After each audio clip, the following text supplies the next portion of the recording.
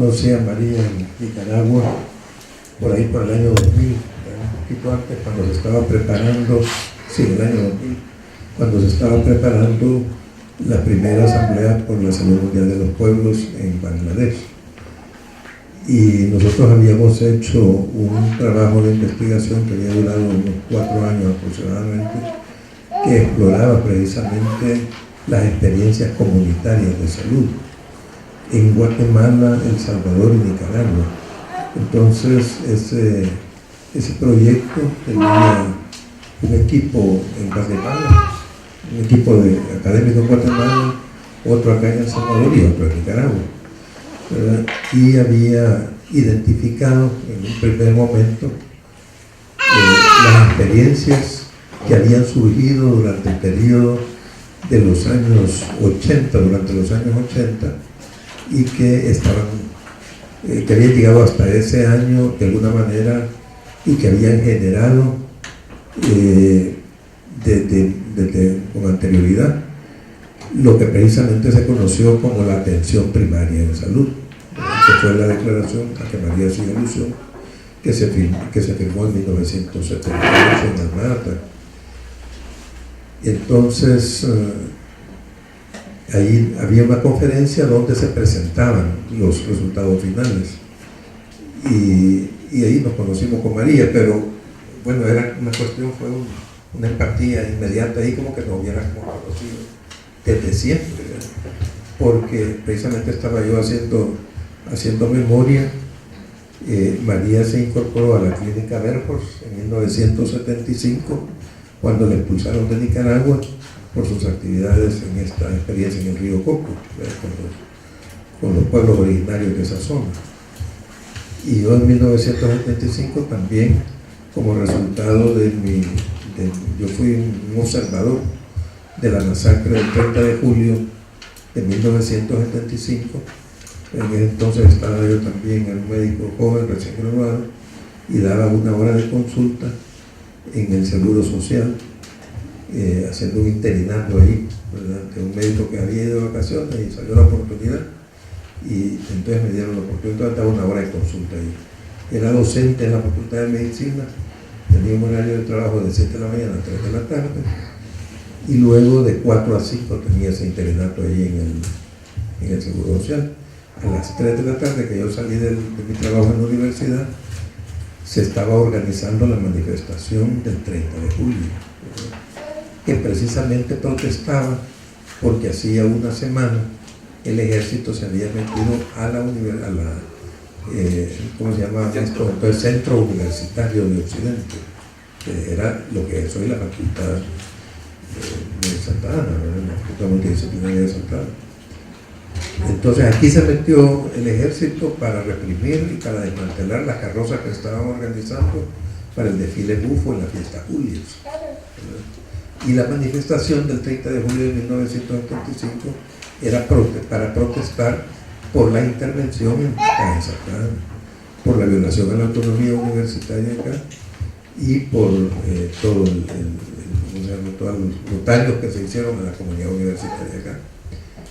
Entonces los estudiantes, bueno, cuando yo salí de la universidad, la manifestación no había salido todavía, se estaba organizando. Yo me dirigí al seguro, ¿verdad? Y entré y empecé, y estaba esperando que el médico que estaba dando la consulta en el consultorio que yo debía dar la mía terminara para proceder de la mía. Cuando entonces viene la manifestación, etc.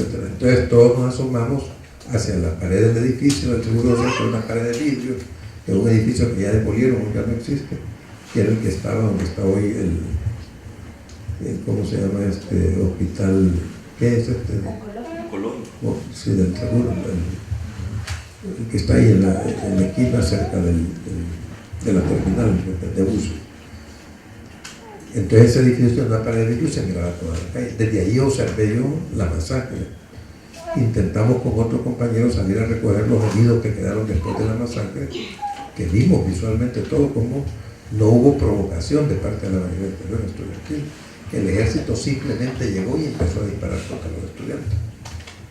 Tan sencillo como eso, no hubo una provocación, digamos, de parte de la manifestación, o no hubo un llamado a abandonar la manifestación y que los estudiantes se retiraran, nada, fue simplemente que llegaron y empezaron a ametrallar a la comunidad universitaria que se manifestaba.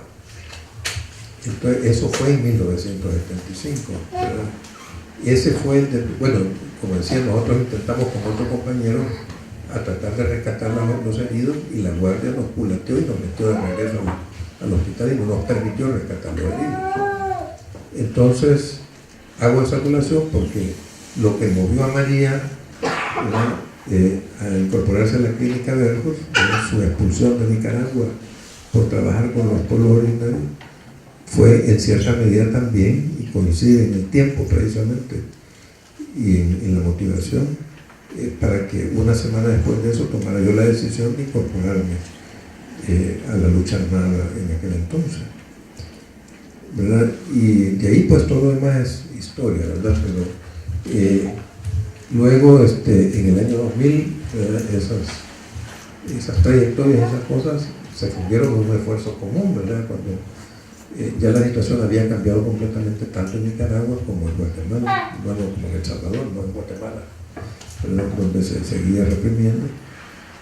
Pero yo quiero, para contextualizar esto, porque la situación es que María ha expresado, al contar su historia de vida, su experiencia personal en toda esta historia, las cuestiones que generaron la atención primaria de salud.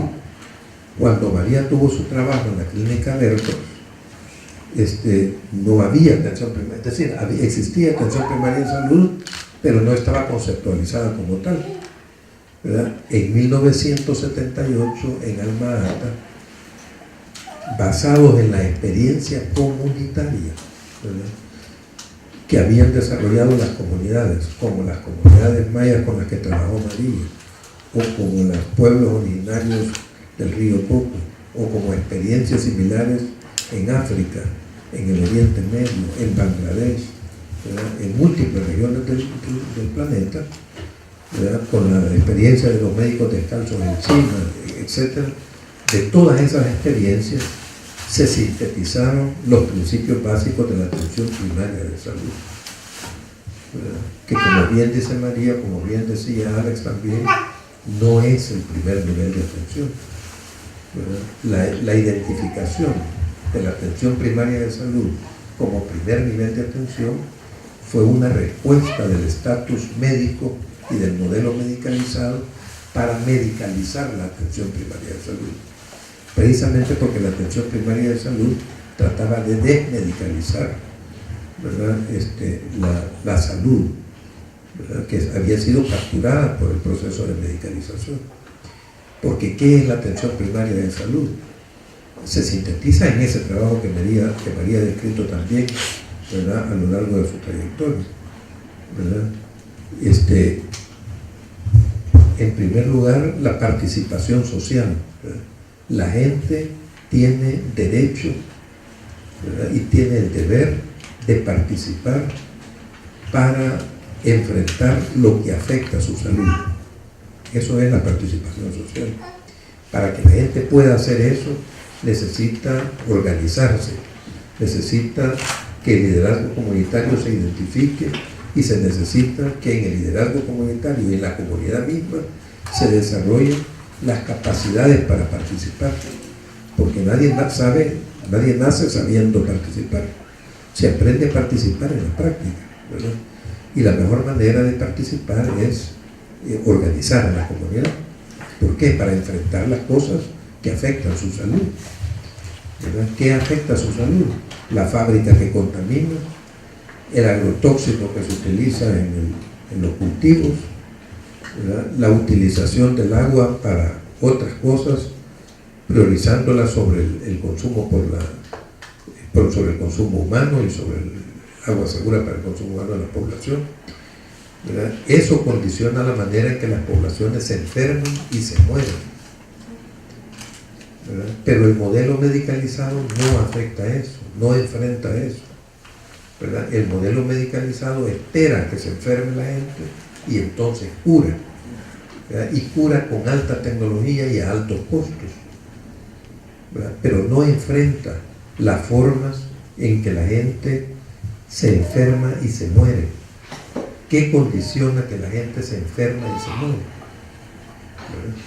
Porque aquí tenemos el doble de enfermedad renal crónica que lo que sucede en otros países donde la gente se enferma, entra en insuficiencia renal como consecuencia de la diabetes y la hipertensión en las etapas extremas de la vida, cuando ya está como nosotros, ya un poquito más, ¿verdad? Un poco más cerca.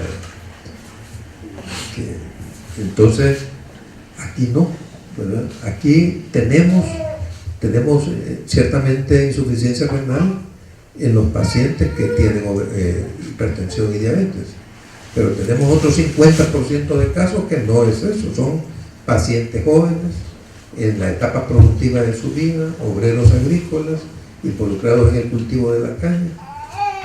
¿Y de qué se enferman? Por el agrotóxico. El agrotóxico anula la función renal y caen en insuficiencia renal cuando son jóvenes, ¿verdad? Y arrastran a la miseria a todo el núcleo familiar, ¿verdad? ¿Y cuál es la solución del modelo medicalizado? ¿Verdad? Unidades de diálisis peritoneal, unidades de diálisis, de hemodiálisis y trasplantes renales. Y esa es la solución del modelo medicalizado. Pero ¿qué suprimiría el 50% de eso? ¿Verdad? La agricultura orgánica, el no uso de los agrotóxicos. Pero eso no se hace. ¿Por qué no se hace? Porque el suprimir los agrotóxicos afecta los intereses económicos de los productores de caña de azúcar. ¿Y qué es eso sino hacer prevalecer el derecho al libre comercio sobre el derecho a la salud? ¿Verdad? Entonces, eso es lo que está siempre detrás de toda esta cuestión. Eso es lo que sensibilizaba y cuestionaba la atención primaria de salud y las clínicas como la Clínica Verbos y otras experiencias comunitarias, ¿verdad?, que nacieron en todas nuestras comunidades, ¿verdad? Nosotros, ese proyecto de investigación que les decía, identificó alrededor de unas 80 experiencias comunitarias en Guatemala, una cantidad similar acá, y alrededor de unas 110 experiencias en Nicaragua. Acá en el país, de las 80 experiencias que identificamos nosotros, convocamos a todas las experiencias y les pedimos en un taller que se hiciera una especie de priorización para identificar las 5 experiencias que a juicio de las comunidades tenían o representaban mejor ese accionar comunitario que había llevado salud a las comunidades cuando el Estado se retiró. Ya esto surgió en las zonas conflictivas, precisamente. El Estado se retiró de la provisión de servicios de salud, de educación. El Estado estuvo completamente ausente y las comunidades gestionaron su propia salud, ¿verdad? Y generaron sistemas comunitarios de salud, ¿verdad?, donde no había profesionales de salud universitarios, excepto algunos de nosotros que llegaban eventualmente por ahí, pero la mayor parte del tiempo estaban sin esta presencia. Entonces, del estudio de todas estas, experiencias que se hizo con anticipación ciertamente a la investigación que nosotros hicimos, fue que se sistematizó los principios básicos de la atención primaria de salud, que fueron los que todos los gobiernos firmaron en 1978 en las actas. Los gobiernos, como bien decía María, se comprometieron a implementar la atención primaria de salud y se hicieron cálculos, ahí al MATA se llevaron cálculos, ¿verdad? Y los gobiernos habían hecho cálculos sobre los ingresos, sobre los recursos que había, y todos concluían que era posible tener salud para todos en el año 2000, esa era la meta, salud para todos en el año 2000. Con los recursos que había, era completamente posible que toda la humanidad disfrutara de salud para toda la humanidad en el año 2000. Entonces eran esos los principios, ¿verdad? Organización comunitaria, participación social, búsqueda constante de la equidad, y el trabajo intersectorial. El trabajo intersectorial entendido por el hecho, como lo ejemplificábamos, que la salud no puede estar a cargo únicamente del sector salud, ¿verdad? No podemos resolver la insuficiencia renal si no trabajamos con el sector de la agricultura, ¿verdad? O con el trabajo, el sector trabajo. No podemos resolver el embarazo adolescente, por ejemplo, si no trabajamos con el Ministerio de Educación, ¿verdad? No hay ningún problema de salud en el que no se identifique un componente intersectorial que es fundamentalmente importante para resolver o para llevar salud a la población. De allí el componente de intersectorialidad. Estas son cuestiones que las comunidades, en las experiencias como las que relataba María y como las que se vieron en muchas partes del planeta, habían sido identificadas y se sistematizaron y se llevaron ahí al mar. Ahí los gobiernos firmaron, pero no cumplieron.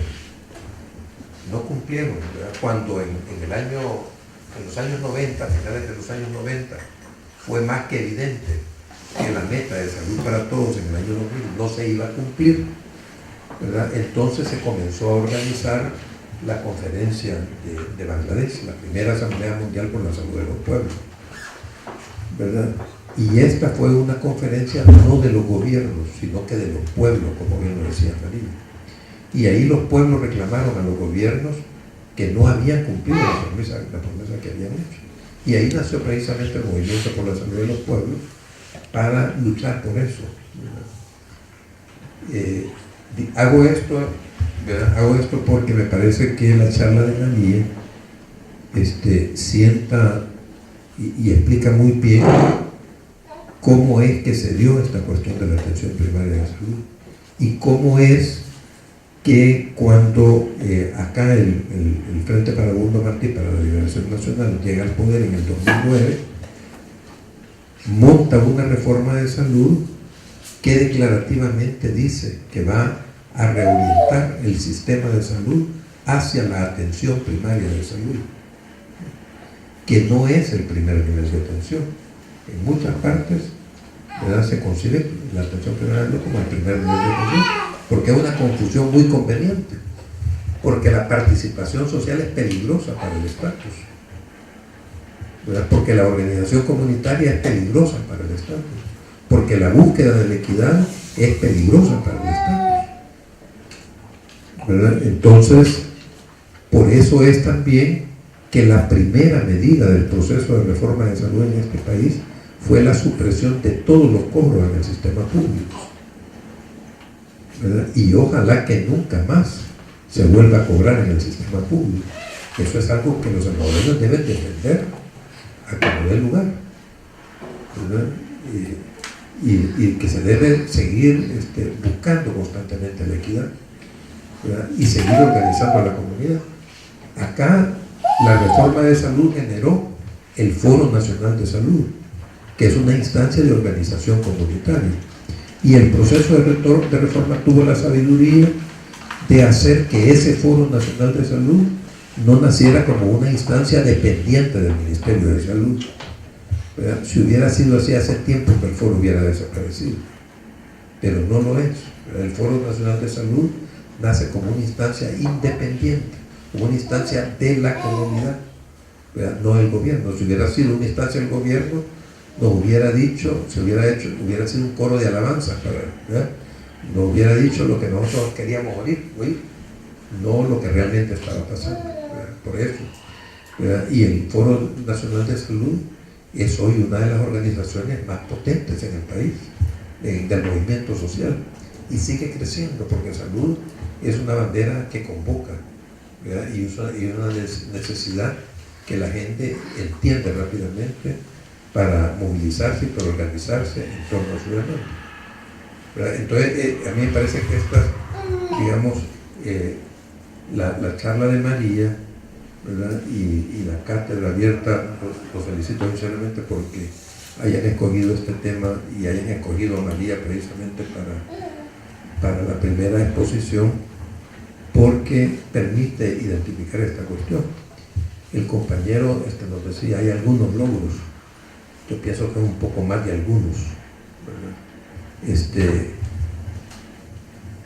Hace escasamente 8 años nosotros teníamos una mortalidad materna de 70 muertes maternas por 100.000 nacidos vivos.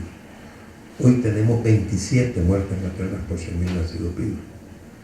A Cuba le costó 40 años llegar a esta cifra. Nosotros en 8 años hemos llegado a esta cifra, ¿verdad? Claro, nosotros no hemos tenido que luchar contra un bloqueo como el que luchó Cuba, y con una emigración de todo su personal de salud, ¿verdad? Todo el mundo emigró de ahí, solo quedaron unos cuantos. Ahí Cuba tuvo que resolver y generar y crear nuevas facultades y toda la cuestión. Fue una ventaja también, ¿verdad? Porque tuvieron todos los profesionales que se formaron en la revolución. Y aquí tenemos un lastre que no es fácil, ¿verdad? Tenemos que luchar con Alcides Gómez y con toda esa rémora ahí, ¿sí? Que no entienden, no entienden. Dicen que los equipos comunitarios de salud, que por los equipos comunitarios de salud es que no se recibe el escalafón, ¿verdad? Es una cosa, es imposible, es imposible que ellos entiendan lo que hace un equipo comunitario de salud. Nosotros podemos revolvernos aquí, pero ellos jamás van a entender eso, porque lo que quieren es el escalafón, quieren dinero en su bolsillo, eso es lo que quieren, ¿verdad? Entonces cualquier cosa que impide eso, entonces lo achacan al proceso de reforma y lo achacan a los equipos comunitarios de salud y dicen que eso es un proyecto fallido. ¿Cómo puede ser un proyecto fallido que cuántos años tuvimos de tiranía militar? 50 años y luego 20 años de gobiernos neoliberales. Entonces durante 70 años todo el modelo medicalizado se aplicó acá, con todo y cuerpos de paz y toda esa historia, ¿verdad? Dicho sea de paso, porque los cuerpos de paz, ¿verdad?, ciertamente fueron un instrumento del imperio, ¿verdad? ¿Por qué? ¿Qué hacían los cuerpos de paz? María no me dejará mentir ahí, pero en esos tiempos, cuando los cuerpos de paz nacieron, en tiempos de Kennedy, se acuerdan que estaba la guerra de Vietnam y toda esa historia. Entonces había muchos muchachos disidentes que no querían ir a pelear, no querían ir a matar gente a otras latitudes donde los intereses del pueblo norteamericano no tenían nada que ver con ir a matar vietnamitas. Entonces el imperio generó, inteligente, ¿verdad?, generó un instrumento para que todos esos disidentes, ¿verdad?, en lugar de estar protestando en su país, se incorporaran, y eso les valía como servicio militar. ¿No era así, María? Sí. Se les conmutaban el servicio militar a todos los que se incorporaban a los cuerpos de paz, ¿verdad? Entonces se quitaban la molestia, ¿verdad?, todo eso, ¿verdad? Pero es que María rápidamente, ¿verdad?, no soportó más de 2 años ahí. Y entonces, ¿verdad?, yo me ha tocado en un par de ocasiones, me han pedido que hable sobre María precisamente, y entonces yo siempre digo que el único pecado de María es haber nacido en Estados Unidos, ¿verdad? Porque es más salvadoreña que la pupusa. Así es, ¿verdad? Entonces es una compañera que ha entregado su vida acá a las comunidades y que nos ha legado una experiencia de vida importante, que no siempre se reconoce o se conoce, pero así es. Entonces yo sé que están cansados y por eso no me extiendo más, pero pienso que es muy importante aprender del relato de María la diferencia entre lo que es atención primaria de salud y lo que es primer nivel de atención, que María lo dejaba muy claro, ¿verdad? Y también estaba claro en el postulado de Alma Ata. La declaración de Alma Ata solo son 2 paginitas, ¿verdad? Y los que lo leen ganan mucho al leerlas. Son 2 paginitas, yo les recomiendo que lo lean y van a poder ver esos postulados que dicen, esto que hemos hablado acá, y que reflejan esa historia de vida de María y su práctica, ¿verdad? Y reflejan también los principios de la reforma, porque no solo es la cuestión de la mortalidad materna, ¿verdad? Somos campeones de la malaria de las Américas, no tenemos transmisión autóctona de malaria, solo tenemos casos importados de Honduras, de Guatemala y de Nicaragua, no más de 4 al año, eso es lo que tenemos. No hay aquí, desde 2009, no hay un solo caso de rabia humana. no hay toferina, no hay difteria, no hay poliomielitis, ninguna de las enfermedades para lo que protege nuestro sistema de vacunación, no las tenemos, ya desaparecieron, ¿verdad? Tenemos las coberturas más elevadas de vacunación para el resto de Centroamérica, ¿verdad? Ya superamos a Costa Rica y Nicaragua y Panamá, que tenían los mejores indicadores de salud en la región, ¿verdad? Mire, podríamos hacer un listado. Tenemos el sistema de información, el mejor sistema, entre los 3 mejores de sistemas de información de Latinoamérica. Tenemos el mejor sistema de vigilancia. El grupo de expertos de la Organización Mundial de la Salud sobre Zika solo convocó a 4 países para que transmitieran su experiencia de cómo habían hecho para controlar la epidemia de arbovirosis, incluyendo Zika. Estados Unidos, Brasil, Francia y El Salvador. Tenemos, bueno, acá encontramos nosotros 42 oftalmólogos contratados en el sistema público. ¿Saben cuántas operaciones habían hecho ellos en 2008 de ojos? 150 operaciones de catarata y una operación de pterigión. 151 operaciones en todo el año. ¿Saben cuántas operaciones ha hecho el Centro Oftalmológico de San Vicente en 2 años de operación? 10.000 operaciones. Eso es un logro. La gente que se ha operado en el Centro Oftalmológico jamás hubiera logrado reunir los $1.000 que cuesta una operación de cataratas o de pterigión en el sistema privado, porque eso era, no operaban en el sistema público para que la gente fuera a operarse en el sistema privado y pagara $1.000 ahí. Eso es, siempre hay detrás, siempre está esa contradicción, ¿verdad? Entre si la salud es una mercancía o sobre si la salud es un bien público, siempre está detrás de cualquier problema de salud, ¿verdad? Y si ustedes quieren identificar cómo es el sistema medicalizado, ¿verdad? Y cómo es un sistema orientado a la atención primaria de salud, pongan esa contradicción cuando vean un problema de salud. Digan aquí cuáles son los intereses del sistema privado y aquí cuáles son los intereses de un sistema público orientado a la atención primaria de salud, y rápidamente se les aclarará el panorama y podrán analizarlo mejor, ¿verdad? Porque así es, ¿verdad? Como esta cuestión con el azúcar o con los medicamentos, ¿verdad? Nosotros cada cosa que hemos enfrentado en la reforma de salud hemos tenido este enfrentamiento con enemigos estratégicos. La ley de medicamentos nos enfrentó con las compañías transnacionales y con los comercializadores locales, contra Cristiani, todo. Fíjense, no hay ningún presidente del periodo neoliberal que no esté en el negocio de los medicamentos, porque los medicamentos es el negocio más rentable del planeta, más que el de las drogas ilegales, más que el negocio de las armas. Así es. Y por eso es que las enfermedades y los medicamentos que se investigan son los medicamentos contra las enfermedades crónicas, porque el negocio es que haya enfermos crónicos. Ese es el negocio, porque todo el tiempo están consumiendo medicamentos. Por eso es que ya no investigan antibióticos, porque las infecciones se curan y el paciente deja de comprar medicamentos. Y por eso es también que no se investiga contra enfermedades de la pobreza o enfermedades olvidadas, como le llaman, como la tuberculosis o como el Chagas, porque no es rentable. La gente que se enferma de Chagas y que se enferma de tuberculosis no es gente de un alto poder adquisitivo, no son altos empresarios ni altos ejecutivos. Entonces no les interesa investigar medicamentos para curar las enfermedades. Siempre está detrás y el modelo medicalizado, ¿verdad? Y los medicamentos, y ahí vamos al otro punto, porque las universidades, ¿verdad?, que tendrían que desempeñar un papel fundamental.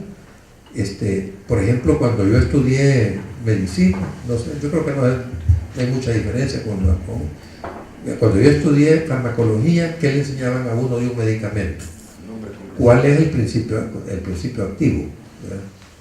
¿Cuál es el mecanismo de acción? Es decir, cómo ejerce su acción como medicamento.